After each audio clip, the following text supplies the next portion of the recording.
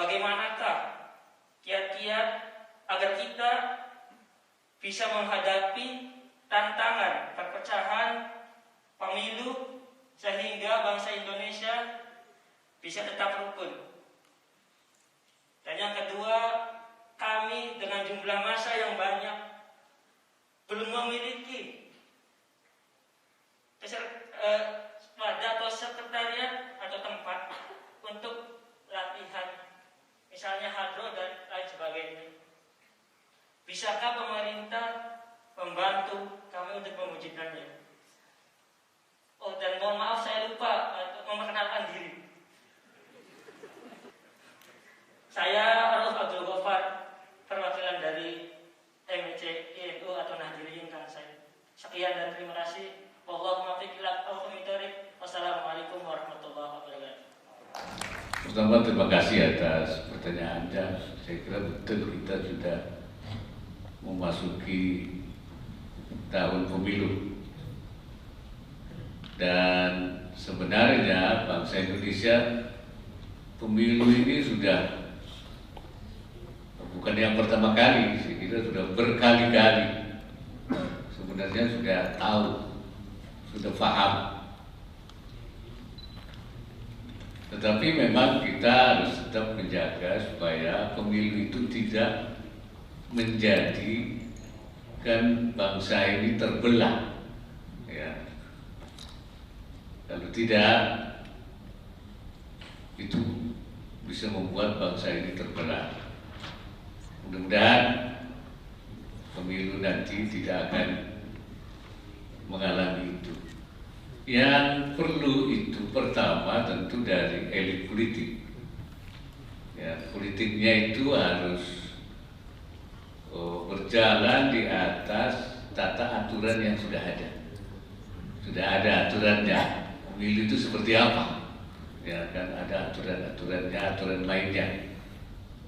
Dan harus juga melakukan etika politik, harus memegang teguh etika politik, tidak menghalalkan segala cara dan lebih mengedepankan politik gagasan, ide-ide, tidak politik dalam arti menjelekkan lawan, menghantam lawan. Nah, di sini pentingnya para elit politik itu. Kita harapkan ya, dan kita suruhkan terus supaya elit-elit politik kita bisa mengendalikan diri dan sesuai dengan aturan dan mengedepankan etika politik dan juga politik gagasan. Dan itu dipegang, saya kira pemilu akan aman. Yang kedua tentu penyelenggara pemilunya, supaya mengawal pemilu dan menyelenggarakan secara sesuai aturan, ya, adil, jujur, dan semuanya dijaga dengan baik. Tidak ada kecurangan, tidak ada hal-hal yang bisa membuat kerusuhan-kerusuhan, ketidakpuasan atau ketidakpercayaan masyarakat. Sehingga penting untuk penyelenggara pemilu, termasuk tentu yang di Jepang juga, di luar negeri juga harus menyelenggarakan dengan jujur dan adil. Ini. Dan yang ketiga tentu kepada masyarakat. Nah, masyarakat itu jangan terprovokasi oleh hasutan-hasutan, oleh hoax. Ini kan yang paling berat itu berita bohong ini, hoax ini. Ini yang sebenarnya harus dijaga betul. Nah, tokoh-tokoh masyarakat harus mengambil peran untuk menjaga supaya tidak terjadi itu. Contoh misalnya yang gampang saja, kemarin di Papua terjadi kerusuhan, sumbernya adalah hoax itu, berita bohong yang kemudian disebarkan, kemudian menghasut masyarakat, ada penculikan, terus sampai ada korban 12 orang meninggal. Itu sumbernya hoax. Apalagi nanti di dalam menghadapi, dan saya kira sudah mulai sekarang. Oleh karena itu dari pihak pemerintah, dari pihak Kominfo itu terus juga mengawasi di medsos itu. Dan jadi berita-berita bohong ini dibuat sedemikian rupa oleh orang-orang yang tentu ingin memecah belah bangsa ini. Ya, ini yang paling untuk masyarakat. Nah, jadi pemimpin masyarakat, tokoh masyarakat, ya, tokoh agama itu harus betul-betul mengawal. Dan tentu ada saja orang yang ingin kalau bangsa ini pecah. Untuk itu merawat bangsa ini menjadi penting. Walaupun kita sudah dikenal sebagai bangsa yang paling toleran, ya. Kalau di luar negeri kita paling toleran dinilainya, tetapi bisa nanti rusak reputasi itu ketika kita menghadapi pemilu kalau kita tidak bisa menjaganya. Ada beberapa tokoh ulama-ulama, persatuan ulama di dunia yang berpusat di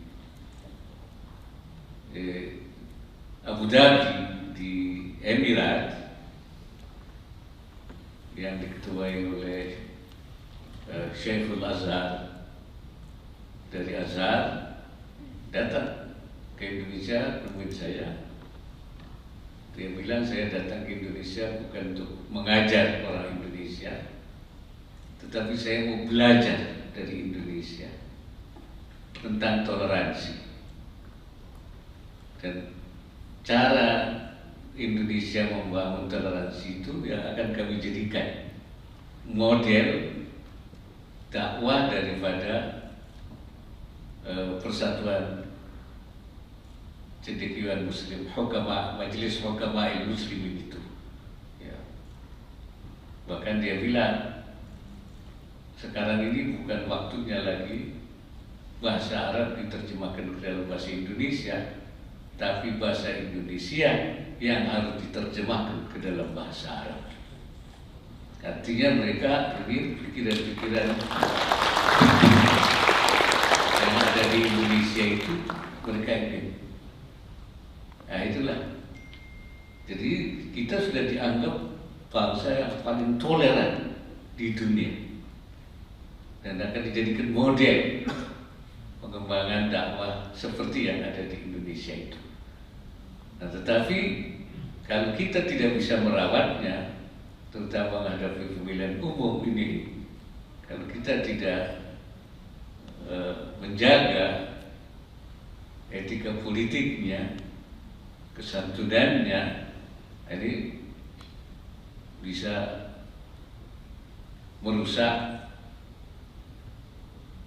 apa yang sudah kita bangun selama ini. Saya kira itu. Jadi ini memang tugas kita bersama, dan pemerintah tentu akan berusaha sekuat tenaga untuk mengawal agar pemilu berjalan dengan baik dan menghasilkan pemimpin-pemimpin terbaik untuk bangsa ini ke depannya. Saya kira itu.